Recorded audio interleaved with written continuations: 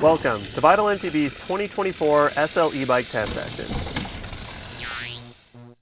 In this video, we will discuss the performance of Cannondale's Moterra SL. To read the full review, head to vitalmtb.com.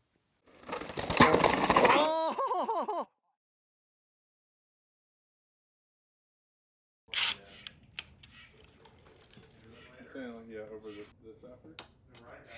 Yeah. Oh, we're going to do a third outing? The Moterra SL is Cannondale's first dive into the SL eMTB category. Freshly released in February, they took the same approach as Giant and Karbon Bikes, delivering riders full power in a lighter package.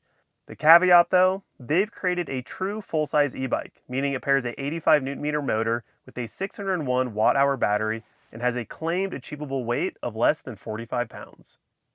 Cannondale's goal was to give riders the best of both e-worlds, a playful bike that's eager to respond to rider input with uncompromised power and range. Cannondale achieved this by using a custom-tuned Shimano EP801 motor and a custom high-energy density 601 watt-hour battery weighing just 6.8 pounds. For comparison, a Shimano 504 watt-hour battery weighs around 6.3 pounds. So the Moterra squeaks out an extra 100 watts for just half a pound. The EP801 motor is also one of the lightest full-power motors on the market, weighing just 5.9 pounds. Unlike most Shimano systems that offer 3 assist modes, Cannondale has created 2 trail modes that land between the usual Eco and Boost modes. The idea here was to give riders a trail mode with the power you'd expect from an SL motor, and another with the power you'd expect from the EP801. Of course, modes can be adjusted in Shimano's eMTB app, and you can now get up to 15 different modes if desired. The Moterra also uses Shimano's familiar assist switch, integrated top tube control unit, and a handlebar mounted display. The mixed-wheeled Moterra SL lands on the aggressive side of the all-mountain category with 150mm of rear-wheel travel paired with a 160mm fork and a rather progressive geometry package. The head tube angle is stretched out to a super slack 62.5 degrees. The C-tube angle sits at 77 degrees. Stack heights are tall across all sizes, and the size-specific chainstay lengths are moderately long. This all adds up to a bike that is intended to remain calm and predictable at speeds while maintaining an appropriate pedaling position. There are a few points of adjustability built into the frame, including angle adjust headset cups that change the head angle by 1.2 degrees, and a flip chip in the seat stay that maintains the geometry if you decide to swap from mixed to dual 29-inch wheels. The Moterra SL's most unique attribute is hands down its FlexPivot stays. Adopted from Cannondale's XC frames, the FlexPivot replaces the traditional horse pivot, creating a lighter one-piece rear triangle while maintaining the braking performance and playfulness of the design. Cannondale offers 3 Moterra SL builds ranging from $7,000 to $14,000, and all use the same Series 1 carbon frame and E-components. Sizes run from small to XL, and each features size-specific kinematics as part of Cannondale's proportional response approach. We tested the SL1 build that retails for $8,750, making the Moterra SL the second cheapest bike in the test right after Ari's Nebo Peak, and our size extra large test bike weighed 46.8 pounds, making it the heaviest in the group. Build highlights included a Fox Factory 36 fork and Float X shock, SRAM Code silver brakes, a SRAM XO transmission drivetrain, and DT Swiss XM 1700 wheels. All right, I know we were all pretty excited to ride this bike because it has some pretty unique geometry, the head angle is super slack, and it's truly like the only full-size bike in this test. It was also the heaviest, which I don't think was a bad thing on the trail, as its abilities kind of shined in other places. But let's start by talking about motor performance. The only Shimano system we have. How did you guys get along with the EP801? It was awesome. Like coming off of one of the lower power bikes the first day, it was really nice just ripping up the hill for the second outing that day. Mm-hmm. And yeah, it's a bit loud, like any Shimano motor. But it rips. It's like just hauling uphill, and felt bad. I think Clear was on a lighter bike that day that the motor was going into like limp mode, and I didn't realize I'd left him behind, and he was putting out quite the effort. I had no idea his bike was slow, but we were ripping. So Lear was left behind in the mud. No, I rode the Cannondale today, and I just wanted to see how fast it was on that last climb and put it in boost, and just was like, later guys. And I think I set the timer at the top, and it was like 6 minutes before you guys showed up, roughly, with, you know, some weird little stops for both of us.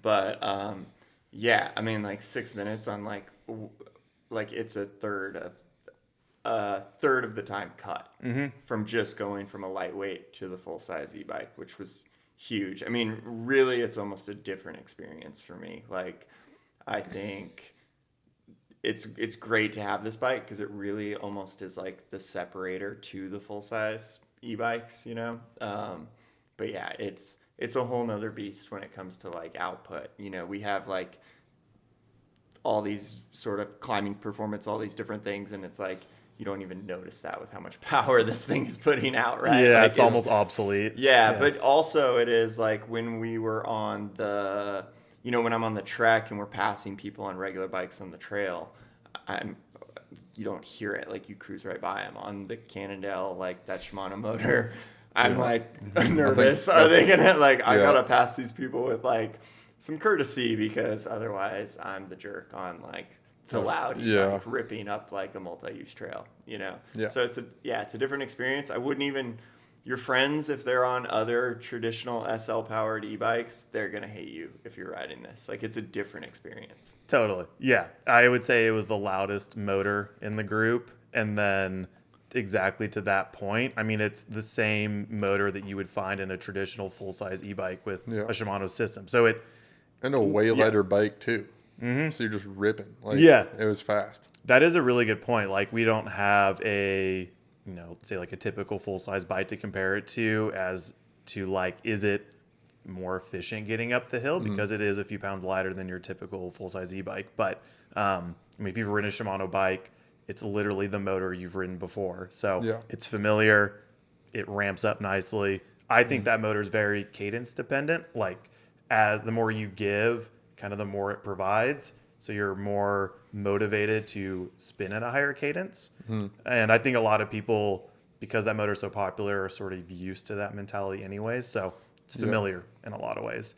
I was hopping in the app quite a bit because I had my phone connecting to all the bikes. And you can program 15 modes now with Shimano system, which I think is like way excessive and not needed. And I put us at 7 assist levels, which my experience was that they still categorize it as, you know, setting 1 is eco, 2 through 6 is trail, and then 7 is boost. And eco is a very defined feeling. Boost 7 is very fast. And then all of our modes in between, I didn't notice a huge drastic change. So I use it in the more traditional setup. I don't know if I had it in the 7 mode. You may. You're right. You're at the first day. I just had the traditional 5, and I feel like that's a more even taper between modes. Didn't spend much time in eco, but like trail, I feel like what you're saying is kind of what you're used to. Like, if you're going to spin at a higher cadence, it's going to still rip. And then boost is kind of like just reduces the input required, obviously, to get up to that max speed. But the 7 modes you feel like just kind of blended together more. Totally. Yeah. And I think that anybody can spend enough time in any of the apps for any of the bikes we tested here and achieve the feeling and goals they want out of really any of these motors.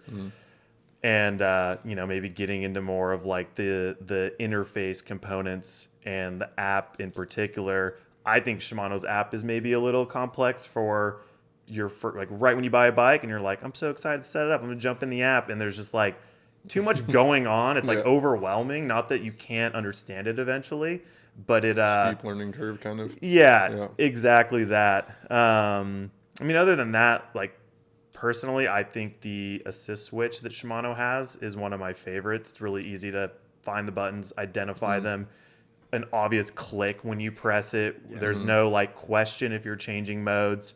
The display leaves a little bit to be desired for me. Like, it's easy enough to like press it and cycle through stuff, but you still don't get a battery in a percent. I don't know. It's just maybe a little simpler compared to like Trek's TQ system or even Specializes. That's really simple, but it's like everything you need almost. Even Bafang. Yeah. Crazy good display and like ton of menus, but maybe that's not necessary. But Shimano's also kind of slow to adopt new things, and they kind of work with what they like. with any of their products, it's like they know what works for them. Yep. And they don't really change it until they see like a real reason to do a drastic overhaul, I feel like. And it sounds 100%. like any adjustments or like more info that you'd want to know is like available in the app. But we weren't able to connect the app to this bike.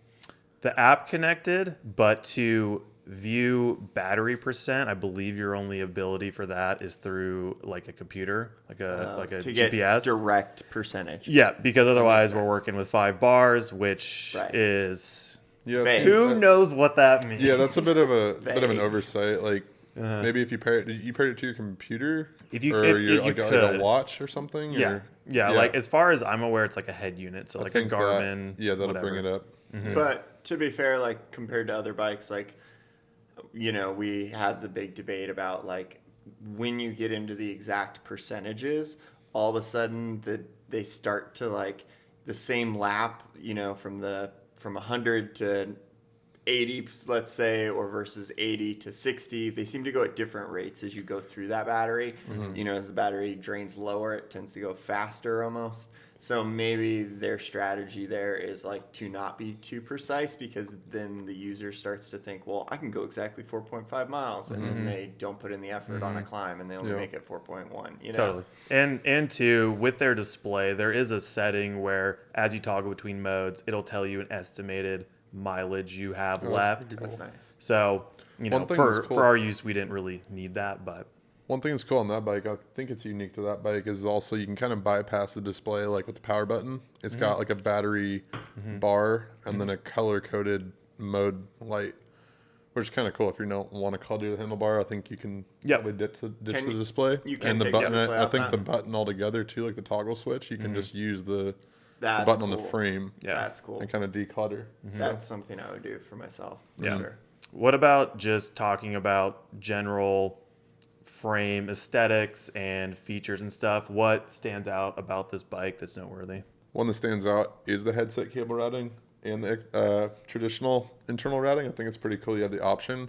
But what I noticed was that with the toggle and display that you can ditch, even if you don't, it's one of the cleanest like executions of it. And I think that is a really good use for really good reason to put cables through a headset, is to just kind of get them more out of your line of sight.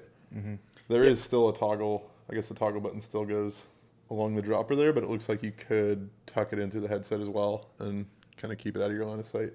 Yeah, I didn't actually even notice that those cables were going through the headset until I'm looking at it right now, because it's like it leaves no wires. Like, it's right under the screen there. It just goes right up to it and back direct. down. Yeah. Mm-hmm. And it's the wires. It's not like your brake lines or something that's bigger that's like taking away from your bearing size too much and things like that. You can plug it at both ends as well, I think. So. Right. Yeah. The one thing that stood out for me is this might have had the least refined charging port cover. It's just like a little rubber grommet that it feels delicate, and it's also hard to push back over the charging port. It takes like a little bit of work to get it to really seal off. Some minor details, but I got big feet, and my heels kind of poke in when I'm riding, and I kept catching it with my foot while riding, and kind of gave up on trying to keep it closed. So that'd be an issue long term, I think. Yeah. Other than that, it's a very unique looking bike. We'll get into talking about how it rode and how much I enjoyed this bike, but aesthetically, it's actually not really my favorite. It's like a really large front triangle, a large down tube, and then the rear end is pretty slim, and especially with the flex stay, which is like crazy narrow. It's a unique looking bike for sure. Stands out. I think it looks good. Yeah, the flex stays. Yeah, I like the I like the silhouette of it. I mean, I agree. The down tube is like. It's not that the down tube is so large, it's that the top tube is so thin and flat, so to speak, that kind of gives it that illusion. But the lines look really fast. I like the way that like the top tube and the seat stay kind of are one line, and the bike just kind of has that like stealth jet kind of fighter look to it, which I think looks cool. Yeah. I think for me, the flex stay is the primary kind of eyesore. And the rest, I agree with what you guys said. It's not an illusion. It is what you see. Let's chat value for the Moterra. Personally, I think this is one of the better value bikes in our test because the Fazar or the Ari Nebo Peak we rode, it is the cheapest bike. That's the second cheapest, but for only $750 more, you get access to Cannondale dealers. Same with Shimano. Shimano has a lot of shops you can go into and get the motor service, and I think that is a very big value to me that maybe is overlooked when buying direct. And then it also is a build kit that is really solid. There was nothing that I would change if I were to buy this bike. I mean, this is the only bike here that had the Kashima like factory. Besides the Levo SL. Right, but at like for a $3,500 more, like two bike price difference. Yeah. So yeah, like looking at the build right now, it's like really leaves like nothing to be desired. I was trying to read what size chainring it is, but it looks at least bigger than like I think one of the bikes had maybe a 32 on it, which seems like ridiculous for an e-bike to me. Yeah. Like, 34 is like the bare like if you ride somewhere steep, you can ride a 34, but like 36 is. For how slack that head angle is and how fast they made this bike go, like, big chainring, it's nice. Yeah, I think for value, it definitely exceeded my expectation. I assumed it was just over 10 grand when we started. And I think part of that is the aesthetic. Like, I think it looks really nice. And then the build kits kind of leaves little to be desired unless you're really going for, like, I want top of the line everything, which I think they offer one above this. And, but I mean, for me, like, this is the one I would buy 100%, especially at that price. That's really good. From the price I would have guessed, I think they knocked 2K off of it by deleting 2 pivots. Yeah. That is usually how that math works out. Okay, just making sure. Less frame parts, too. Just... pivots these days are bearings are awfully expensive. Bearings are very expensive. All right, let's chat about how this thing rode down the trail. We've been talking about a lot of e-bike motor stuff. So let's start with climbing performance. How did this thing feel just sitting on it, pedaling up the hill? It's really good. You got to think about the way that like the torque rolls on with the full power motor. You kind of want to be in a position that is definitely a bit forward just to kind of like have some leverage against the bike. And I felt like it was the type of seating position where I felt like I could, ride it all day. I mean, any e-bike, I'm sure most people would be like, yeah, of course you can ride all day, but we rode all day for 3 days and you'd be surprised that there's some that you'd rather get off sooner than others, and this wasn't one of them. I thought it was felt pretty planted, and I think you mentioned there's like size specific rear triangles, and that really pays off, I think, on an e-bike when climbing. Yeah, especially when we get in these extra large sizes too. I mean, I didn't get as much time on this bike as other bikes, but like the climbing wasn't even something I like thought about because the motor power was so much. It was just like the easiest thing to get back up the hill on. Fair. Which says a lot. Yeah.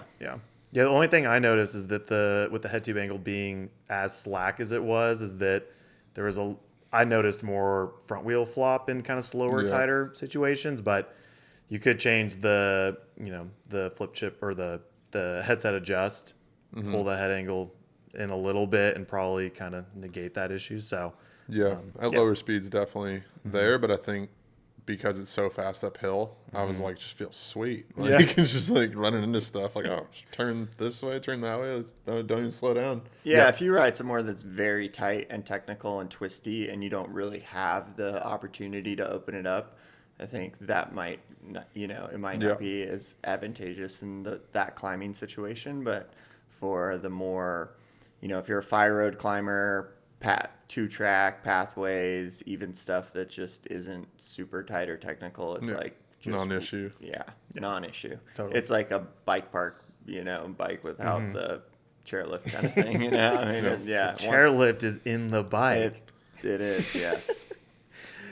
All right, what about going back down the hill, talking about sendability and the confidence and suspension design and all that? What kind of stood out?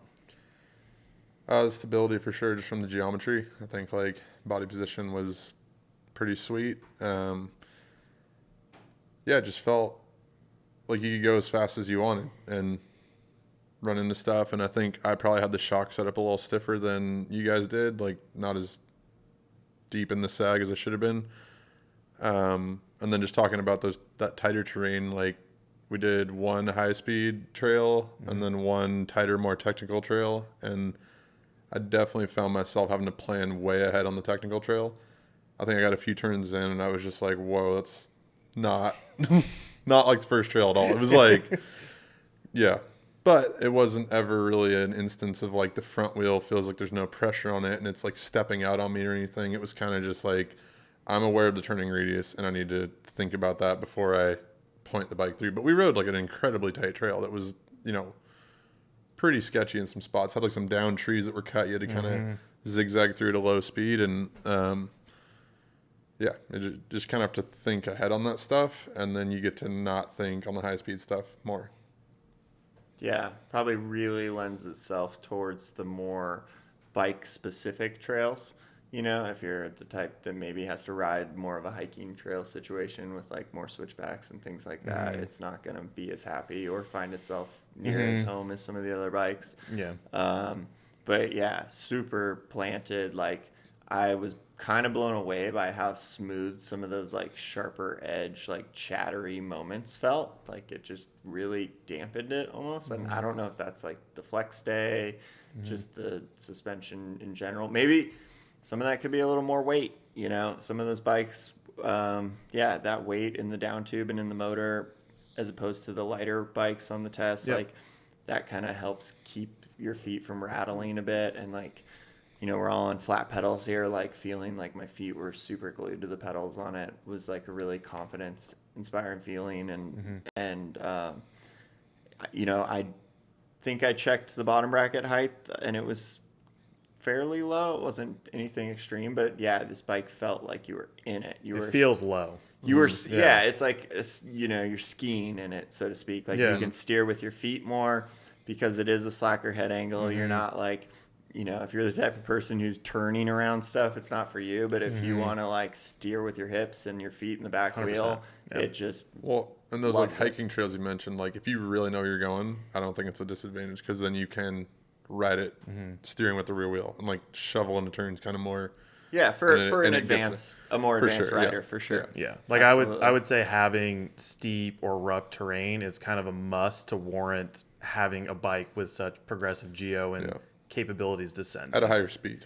Yeah, of course. Yeah, super rocky, like tech. You need you need to have trails with a higher average speed more often than not to reap the benefits of what the bike can do. Yes. Don't bring your downhill skis to the park. Yeah, exactly. Well, and you know, it's 150, 160 travel. It's not in the enduro space necessarily, but to me, this was like the most comfortable descending bike in the group. It reminded me of like a downhill bike almost, like pointing into really rough stuff and the body positioning being in the bike and stood up could just not worry as much. Like, yeah, the front wheel's way out in front of you. Yeah, like you're never really thinking like I could go over the bars. Like that never like, a moment from like my shoulders and hips forward. Everything was calm and okay. And then what was happening behind me and like what the bike was doing dancing, I'm sure it was getting crazy, but it didn't really matter because it always stayed calm and predictable and stable. It was great. All the able words.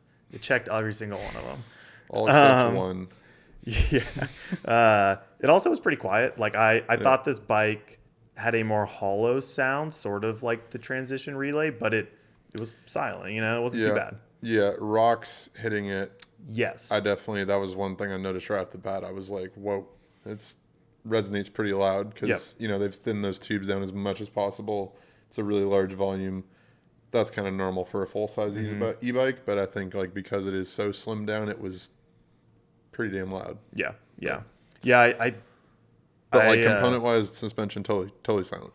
Yeah, 100%. Yeah, I think for how sick this bike was on especially the rough and rocky trail we rode, I'm like, I want a 38 on the front and probably a 174. Like I tried to look up if they say you can or can't and couldn't find it. So use your best discretion if you decide to do so. But I think that like it feels like You that want it matches slacker? with yeah. Put the Even run it 62. in the steeper head tube angle, put a bigger fork on it, and go find like the gnarly stuff around where you live, and you're gonna have a great time. Since this is an SLE bike test, talking about fun factor maneuverability, I would say that's like not where this bike shines, but that's totally okay because it's obviously not going for that. Like it's just less eager to be thrown around compared to the lighter bikes. It doesn't mean that you can't be creative, but like it's in a different way. Exactly. Like I've yes. experienced bikes like that where it's like it may not be the fun factor of like bouncing off side hits, but like scrubbing a jump as hard as you want at speed is pretty fun. Oh my gosh, like being able to jump into a rock garden. Who doesn't love that? Right. Yeah, I think the bike just didn't, what I've written down, didn't operate at its peak at slower speeds. This bike wants to be so elegantly put. So it just wants to go fast, that being said, it might not be the most ideal bike for someone that's newer to mountain biking or like not riding somewhere super technical or super steep or super fast. It kind of definitely felt more like the shredder's bike, so to speak, or whatever whatever term you want to call it. Yeah, I think that's fair. Like it, I guess going back to like the fun factor, it's fun in different ways. I enjoyed that split second in my mind. I want to do a different line and just being able to do it and trusting the bike. Where on the lighter bikes, I would have that same thought about, oh, I'm gonna like inside this corner, or I'm gonna pull up off the side hit. You can apply the fun aspect in different ways in different parts of the trail, and I guess getting to like what's the bottom line for me, it is a sick midweight e-bike, like super capable, lots of confidence. The motor and interface with everything is familiar. It's tried and true, but it's not as maneuverable as the other bikes we rode. But that happy medium of full power, sick range, and then it's easier to move around if you're comparing it to bikes that are maybe more similar to full-size e-bikes. Yeah, it's more like if you're locked into the full-size category, it's about as good as it gets for that type of stuff. But for the SL category, it's on the outer edge for sure. And it's more down to geo than weight at that point, I think. But that's good. It is a full-power bike. Have it coming in at 46 pounds, 13 ounces with our tire Inserts setup. Which is... Yeah, I mean, it's a realistic considerably lighter than my personal full size, 170, 180 e-bike for sure, and felt almost there. Like I would love to see a 170, 180 bike of that style in that, weight category. Something that you could, maybe you're not going to get the most range out of it, but like super fun weight for what it has for sure.